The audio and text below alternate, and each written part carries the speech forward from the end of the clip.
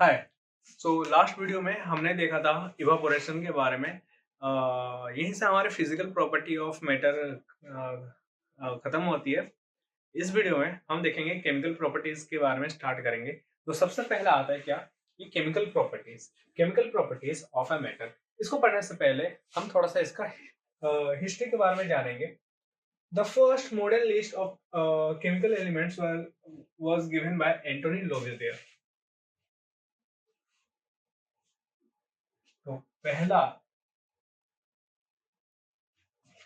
जो था chemical list, जो जितने भी सारे एलिमेंट्स के बारे में जो दिया गया था, सबसे पहले किसने दिया था? लोविजियर ने दिया था in 1789, known as element of chemistry.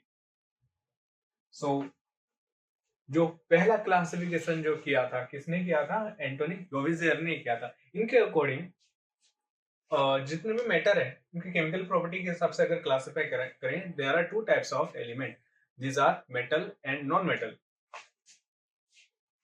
Next देखो, by 1818 John Jacob Berzelius, again Lavoisier हो गया, बर्जेलियस हो गया, इन सबके नाम को याद रखना। बाय 1880 ये ईयर याद रखने की जरूरत नहीं है। John Jacob Berzelius had determined atomic weight of 45 out of 45 of the 49 accepted element। उस टाइम में कितने एलिमेंट? 49 एलिमेंट डिस्कवर हो गए थे। देखो 1789 पे कुछ एलिमेंट 33 एलिमेंट डिस्कवर हुए थे। कब? 1789 पे। यही चीज 1818 तक आते आते कहां तक हो गया? 49 तक हो गया। और 49 एलिमेंट से 45 का एटॉमिक वेट किसने निकाल दिया था? बर्जेलियस ने निकाल दिया था। ये एलिमेंट क्या थे? गोल्ड थे, आयरन थे, हाइड्रोजन, हीलियम, सॉरी हीलियम तो नहीं, हाइड्रोजन था, देन सिल्वर था, और डिफरेंट डिफरेंट एलिमेंट्स सब थे। देख सकते हो। नेक्स्ट आते हैं फादर, इनको हम डैडी भी कहते हैं, डिमित्री मेंडलीव। ये है father of periodic table. Periodic table एक ऐसा टेबल है,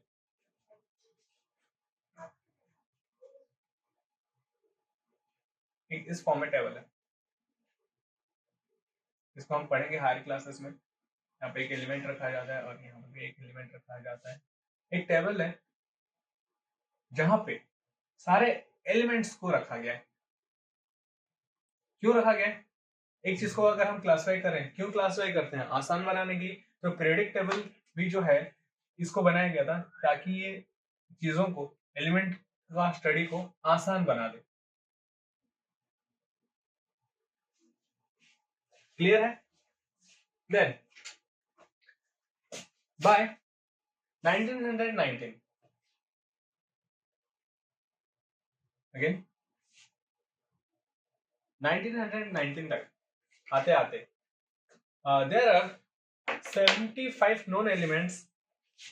कितने एलिमेंट्स डिस्कवर हो गए थे? 72 नॉन एलिमेंट्स हमें पता चल गया था। इन 1995 element 110 was discovered and named Mendelevium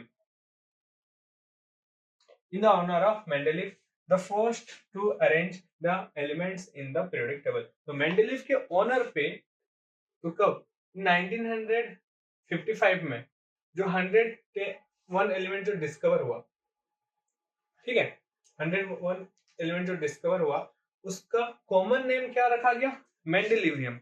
ये उसका कॉमन नेम है। इसका अगर केमिकल नेम देखो, अनील अनियम,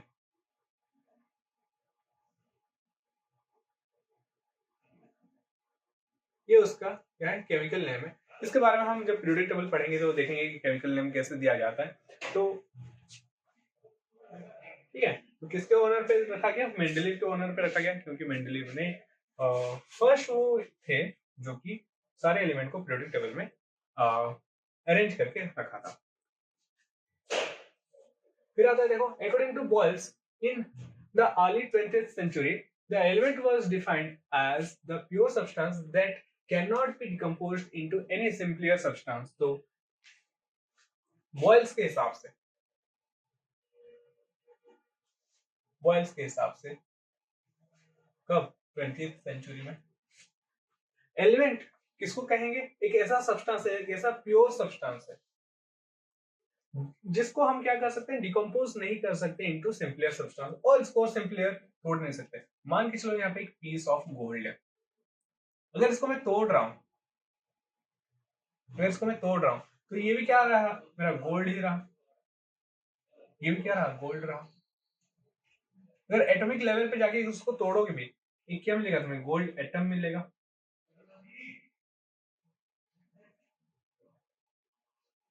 इसको हम फर्दर तोड़ नहीं सकते, ठीक है। अगर तोड़ भी दिया, आज के जमाने के हिसाब से इलेक्ट्रॉन मिलेगा, प्रोटॉन मिलेगा और न्यूट्रॉन मिलेगा। क्या ये सिंपलर सब्सटेंस है? नहीं, ये सब्सटेंस नहीं, ये सब एटॉमिक पार्टिकल्स हैं। मतलब इससे और अंदर हमें कुछ मिलेगा ही नहीं, प्योर और सिंपल सब्सटेंस और मिलेगा ही नहीं। Put another way, a chemical element cannot be transferred into other chemical element by chemical process। इसका मतलब क्या है? बहुत बहुत बहुत इंपॉर्टेंट बात बोला है इसने। इन्होंने कहा, मान के चलो अगर मैं लिख रहा हूँ NaOH, सिंपल रिएक्शन लिख लेते हैं, H2 plus O2 gives H2O। इसका मतलब समझो, मैं इसको बैलेंस नहीं कर रहा, अभी समझा रहा हूं बस। अगर हम कहीं पे हाइड्रोजन ले, क्या लें, हाइड्रोजन लिया, ऑक्सीजन लिया, दोनों को अगर मिलाया तो यहां से हमारा क्या मिलता है, पानी मिलता है। ये क्या है, वाटर। कहां से फॉर्म हुआ, हाइड्रोजन और ऑक्सीजन से। हुआ क्या है, देखो, जो हाइड्रोजन हमने लिया था वो हाइड्रोजन यहाँ पे, जो ऑक्सीजन जो हमने लिया था वो ऑक्सीजन यहाँ पे। अब जो चीज जो फॉर्म हुआ, जो नया सब्सटेंस जो फॉर्म हुआ, उसमें ये भी प्रेजेंट है और ये भी प्रेजेंट है। ऐसा नहीं है कि हाइड्रोजन लिया, ऑक्सीजन लिया और यहाँ से गोल्ड मिला, कोई दूसरा सब्सटेंस मिल रहा है, ऐसा नहीं है, ठीक है। क्योंकि ये क्या है, केमिकल रिएक्शन है। केमिकल रिएक्शंस में बस इनके अंदर के जो बॉन्ड्स है, पुराने बॉन्ड टूटते हैं, नए बॉन्ड वहां पे फॉर्म होते हैं, लेकिन यहाँ पे कोई नया सब्सटेंस कभी फॉर्म नहीं होगा, ठीक है। तो केमिकल रिएक्शंस में कभी भी नया सब्सटेंस कभी भी फॉर्म नहीं होगा। तो वही चीज इन्होंने कहा। इन 2002 the synthesis of element 118 was reported, the synthesis of element 117 was reported in April 2010। तो 2002 पे सिंथेसिस ऑफ 118 एलिमेंट, जो लास्ट एलिमेंट है वो सिंथेसाइज किया गया, एंड 2010 पे उससे 8 साल के बाद उसका एक पहला वाला एलिमेंट डिस्कवर किया गया। समझो इस चीज को, ये रहा 2002, यहाँ पे 118 एलिमेंट डिस्कवर किया गया, एंड 2010 में लास्ट एलिमेंट डिस्कवर किया गया जो कि 117 वाला है। अभी तक कोई भी ऐसा एलिमेंट अभी तक कोई भी डिस्कवर नहीं हुआ है। हमारे पास थ्योरी है कि उस 118 के बाद जो एलिमेंट होगा वो कैसा होगा, उसका नाम क्या होगा, ये थ्योरी में है, लेकिन प्रैक्टिकली अभी तक उसको बनाया नहीं है, सिंथेसाइज नहीं किया गया है। Till now 118 element have been discovered. अभी तक 118 एलिमेंट ही डिस्कवर हुआ है, और ये आज का डेट है 30 नवंबर 2024। आज तक कितना हुआ है, 118 एलिमेंट डिस्कवर हुआ है। On the basis of chemical compositions, matter can be classified as pure substance and impure substance। तो केमिकल कंपोजिशन के हिसाब से इन्होंने तो सब प्योर बता दिया।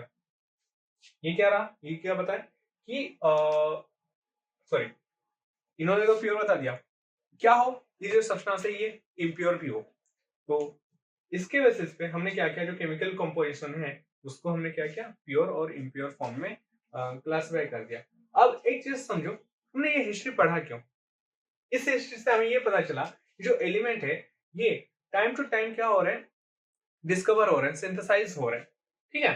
तो एक ईयर पे कुछ पर्टिकुलर नंबर ऑफ एलिमेंट्स थे। जैसे जैसे आगे बढ़ रहे हैं डिफरेंट लोग डिफरेंट उनका स्टडी करके और उनके बारे में और भी सारे थ्योरीज दे रहे हैं। तो सबसे पहला आया हमारे पास मैटर।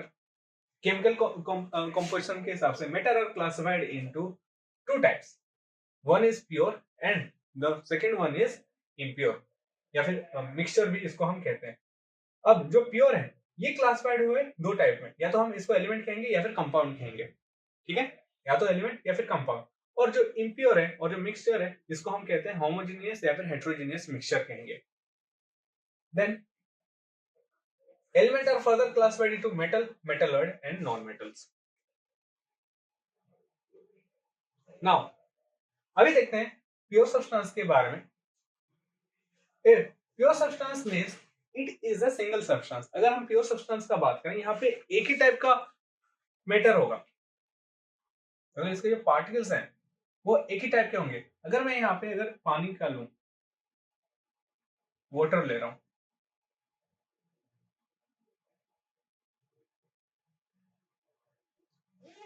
प्योर मतलब ये एक ही टाइप के पार्टिकल से बने हुए होंगे। यहाँ पे कौन सा पार्टिकल है? H2O पार्टिकल है। वे सब तरफ क्या होगा? इस तरफ से H2O होगा, ठीक है। अब अगर मैं यहाँ पे कहीं पे गोल्ड लूं, यहाँ पे जितने भी पार्टिकल हैं सब गोल्ड के होंगे। अगर मैं प्योर आयरन लूं तो सारा का सारा क्या होगा? प्योर आयरन का सभी जो पार्टिकल्स होंगे सभी क्या होंगे? आयरन ही होंगे। इसी हिसाब से अगर मैं एक गैस ले रहा हूं, मान लीजिए ऑक्सीजन सिलेंडर ले रहा हूं, तो यहाँ पे जो भी गैस होगा क्या होगा? O2 गैस होगा, ठीक है। तो वही चीज यहाँ पे बोला गया है, pure substance means it is a single substance. Single substance मतलब एक सिंगल टाइप के पार्टिकल्स को लेके बना होगा। Pure substance is one that has uniform composition and always have the same texture, color at a given temperature and pressure. At a given temperature pressure इसका क्या होगा? सेम टेक्सचर रहेगा, density हो गया, इसका हार्डनेस हो गया, सॉफ्टनेस हो गया, सब सेम ही रहेगा। कलर इसका एक ही जैसा रहेगा। यहाँ पे जो कलर रहता है यहाँ पे जैसा कलर रहेगा, यहाँ पे जो गोल्ड का भी जैसा कलर यहाँ पे है वही कलर क्या रहेगा? वो मेंटेन होके रहेगा। आयरन का भी यहाँ पे जो जैसा कलर है वही कलर रहेगा। इसका टेस्ट भी सब सेम रहेगा, ठीक है। It is not possible to change the composition of a pure substance by physical method. अगर मैं इसको फिजिकली अगर इसको तोड़ रहा हूँ, क्या ये मैटर चेंज होगा? अगर पानी को अगर मैं ऐसे अलग कर रहा हूँ, क्या ये चेंज होगा? जब तक यहाँ पे हम केमिकल प्रोसेस से यहाँ पे अलग ना करें तब तक यहाँ पे कुछ होता ही नहीं है। अगर मैं आयरन को अगर ऑक्सीजन और वाटर दे दूं तो यहाँ पे ये क्या होता है? रस्ट हो जाता है।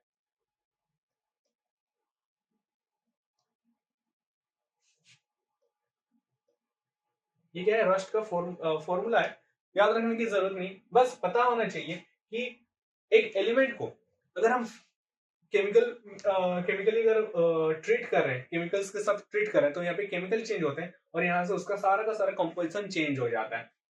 A pure substance has a fixed melting and boiling point, and this property is used to check or testing the purity of a pure substance. एक pure substance कैसा पता चलेगा? उसका जो मेल्टिंग पॉइंट रहेगा और इसका जो बॉइलिंग पॉइंट रहेगा वो साफ रहेगा, एक ही रहेगा।